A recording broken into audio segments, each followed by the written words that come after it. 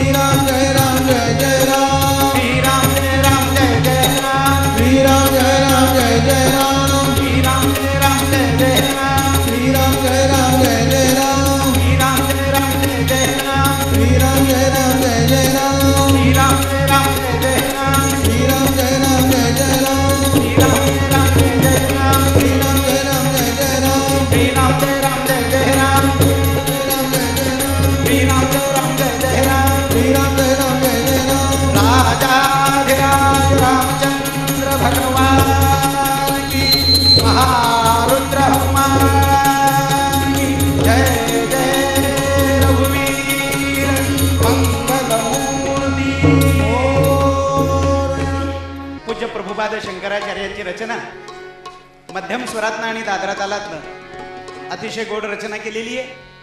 शब्द जुने आहेत, चाल नवीन आहे.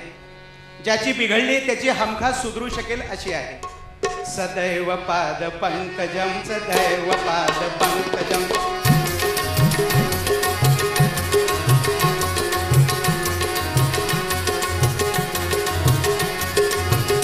पादपङ्कजं सदैव पादपङ्कजं सदैव पादपङ्कजं सदैव पादपङ्कजं सदैव पादपङ्कजं, सदैव पादपङ्कजं, सदैव पादपङ्कजं, सदैव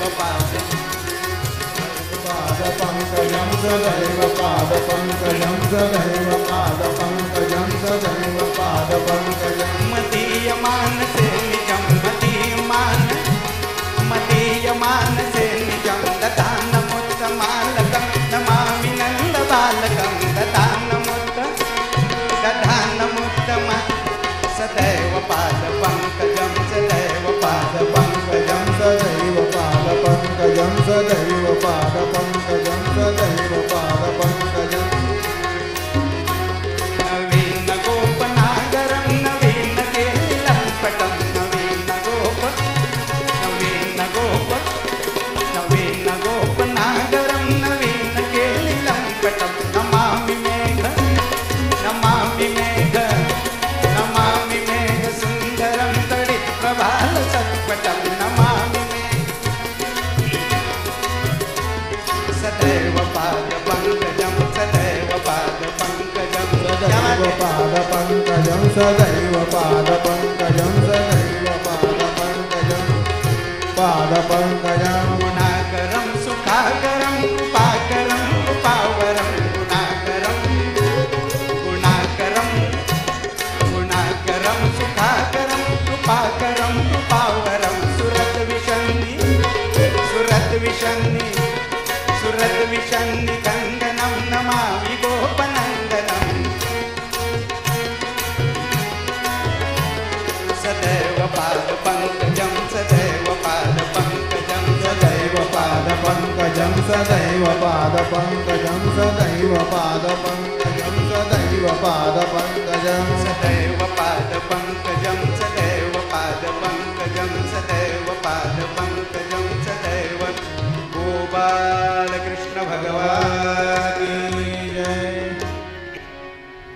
गणाधीश जो ईश सर्वा गुणाचा, गणाधीश जो ईश सर्वा गुणाचा. ईश सर्वा गुणाचा गणाधीश जो ईश सर्वा गुणाचा गणाधीश जो ईश सर्वा गुणाचा. मूळारंभ आरंभ तो निर्गुणाचा. मूळारंभ आरंभ तो निर्गुणाचा. अनाधीश तो ईश सर्वा गुणाचा.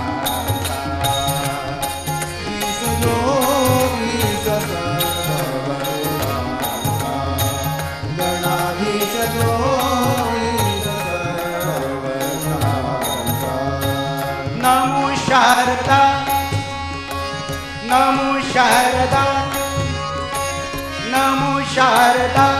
मूळ चत्वारि वाचा. नमो शारदा, चत्वारि वाचा नमो शारदा मूळ चत्वारि वाचा नमो शारदा.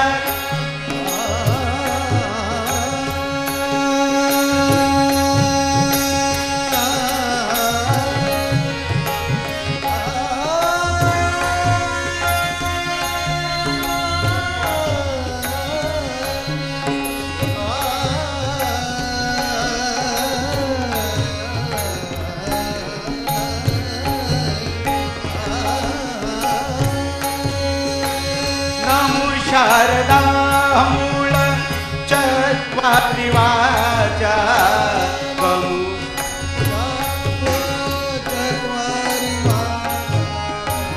नमो शारदा मूळ चत्वारि वाचा कमुपंथ आनंद या राघवाचा कमुपंथ आनंद या राघवाचा गणाधीश दोईश सर्वात्माचा गणाधीश दोईश गणाधीश दोईश गणाधीश दोईश सर्वगुणा गणाधीश जोईश सर्वगुणांचा मुलारंभारंभ जो निर्गुणाचा नमो शारदा मूल चत्वारि वाचा गमू पंथ अनंत या राघवाचा.